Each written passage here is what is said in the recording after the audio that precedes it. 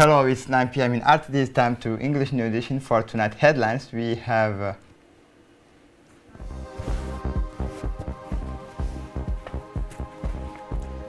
the launching of the project to support women's empowerment and protection at the Minister of Women and Family. For the nationals in Germany extend its lockdown until January 31.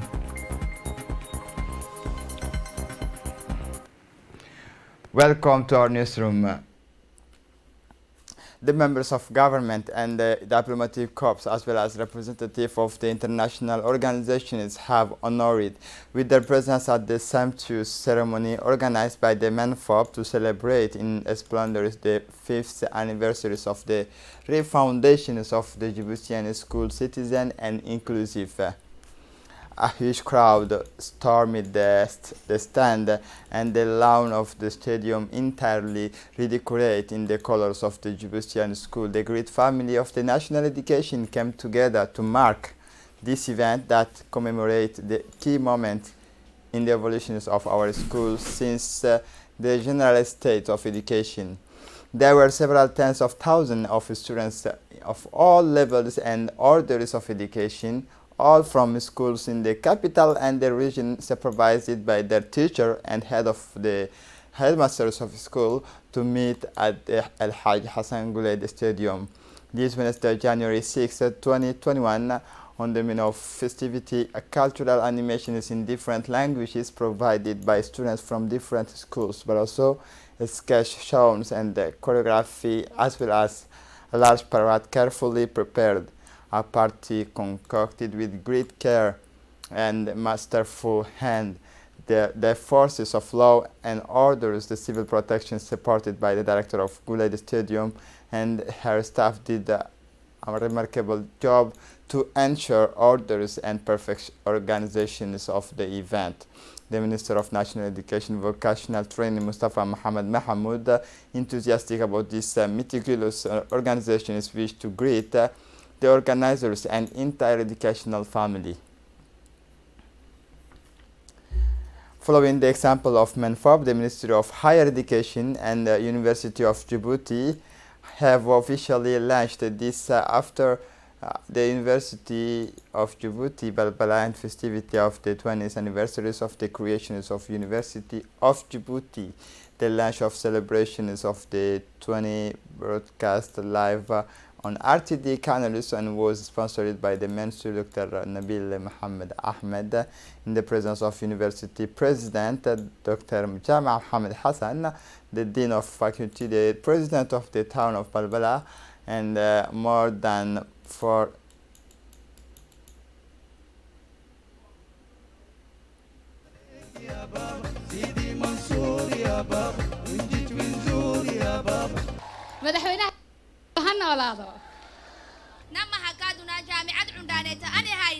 Ouverte à l'humanité, terre d'hospitalité, de paix et d'égalité.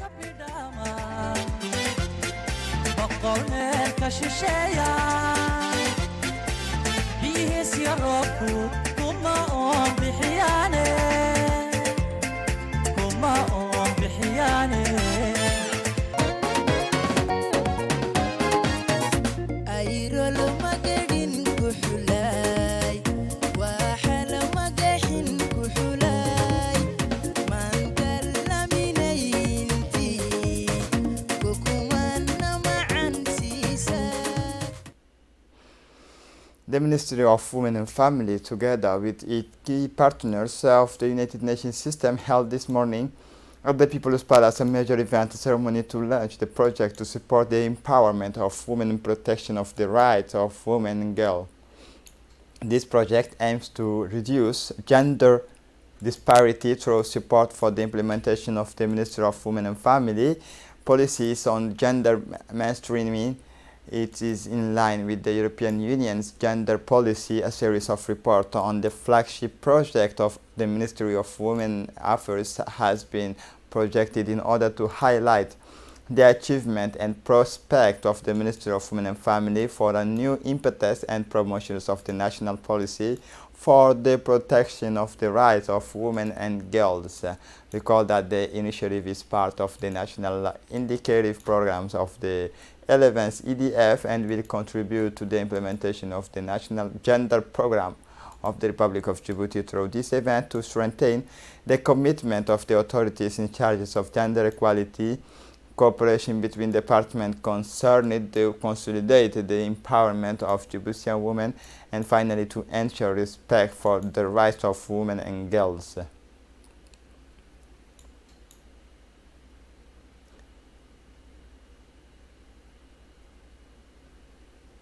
The representative of the UNDP highlighted the national strategy for integrating women in development, which is first allows to measure the real participation of Djiboutian women in the political and economic spheres in education, health sector.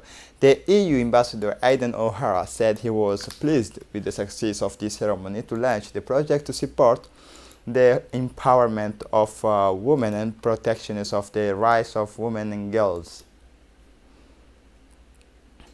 In her speech, the Minister for Women and Family, Moumina Ahmed Hassan, thanked the EU for the financial support before saluting the effort of the key UN partners who spare no efforts to accompany the Minister of Women and Family in all its action.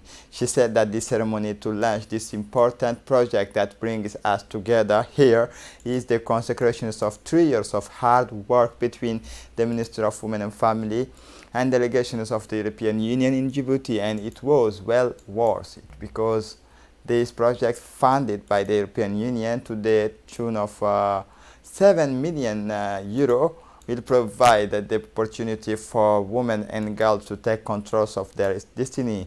This project will lend a helping hand to the program for the empowerment of women and girls that my department, she said, has been conducting in recent years in the capital in the interior region. It will enable more women and girls often excluded from the traditional financial system to create income-generating activity to improve their daily lives and those of their families. It will also help strengthen the capacity of women's solidarity cooperative by financing local development projects such as those you have just seen. The Minister of Energy in charge of Natural Resources, Younes Ali Ghedi, received Tuesday, January 5, the Ambassador of the Kingdom of Morocco in Djibouti, Mr.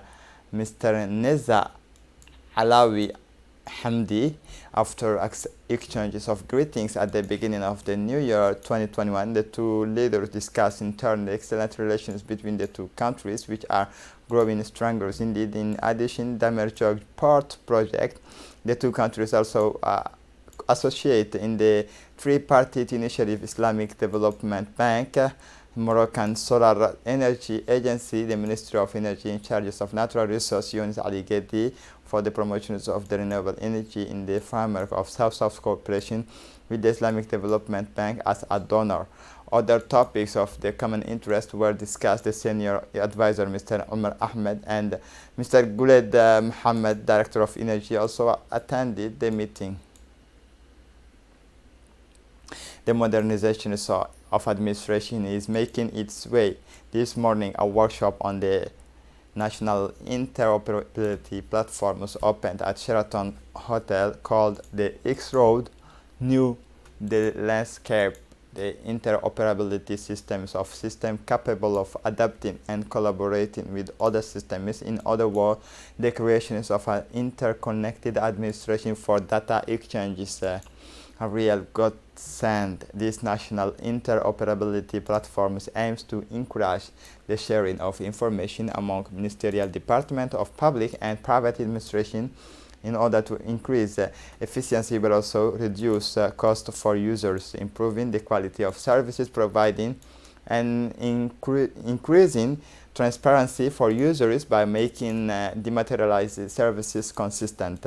This project, financed by the World Bank to the tune of $50 million and implemented by an Estonian agency with expertise in digital transformations and digital governance, is part of the modernization of the public sector. This day of reflection is which brought together the Director of Customs, Mr. Guled Ahmed Yusuf, and the Director of the CNSS, Deka Ahmed Roble.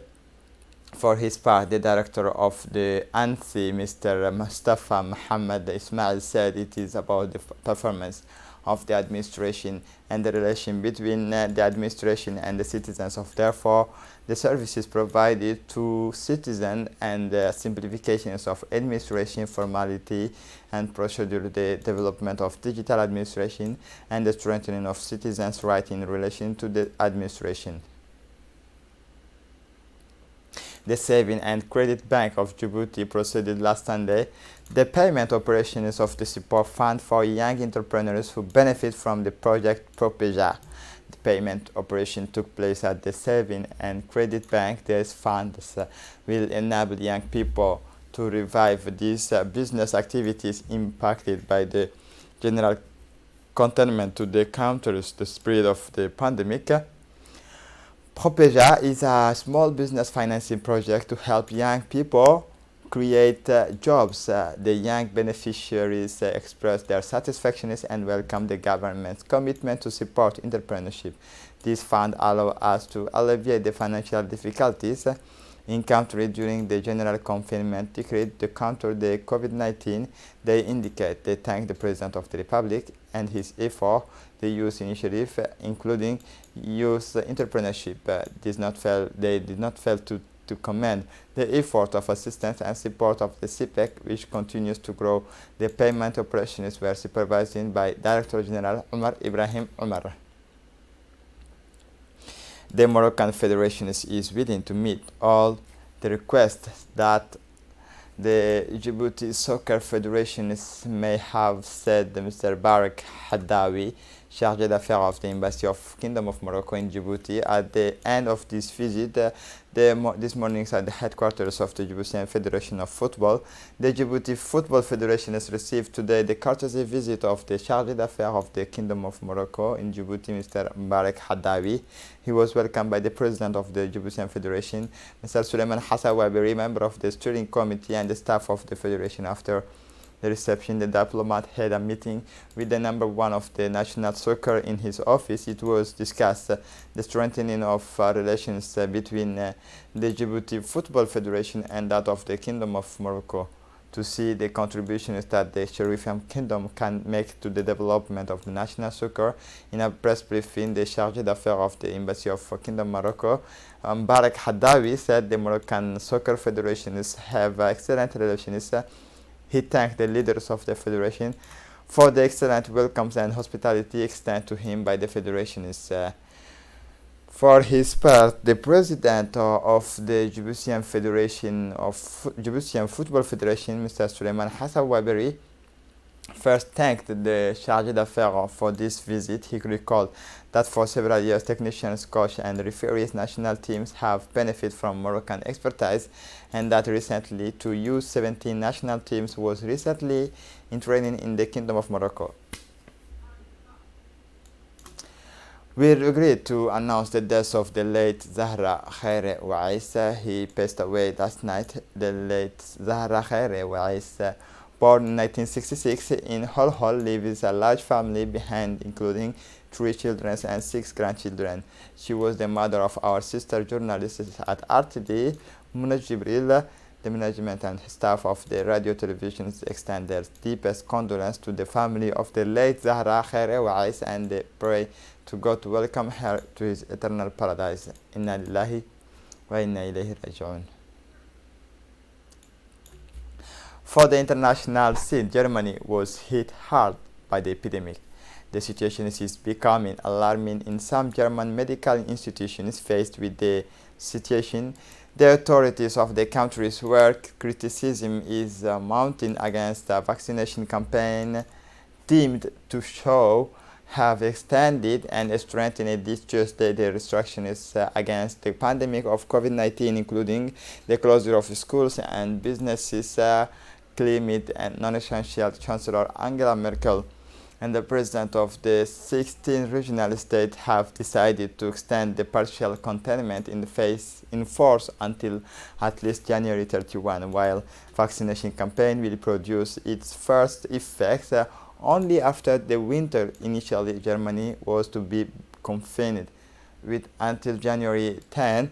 Businesses, with the exceptions of food store, restaurant, bars and cultural and sport venue, will remain closed in the coming weeks. So will should school and daycare centers. Today we are in critical situations in some hospitals, which has prompted us once again to adopt these resolutions today, explained Angela Merkel. This is it for the news. Thanks for watching us. Have a good evening.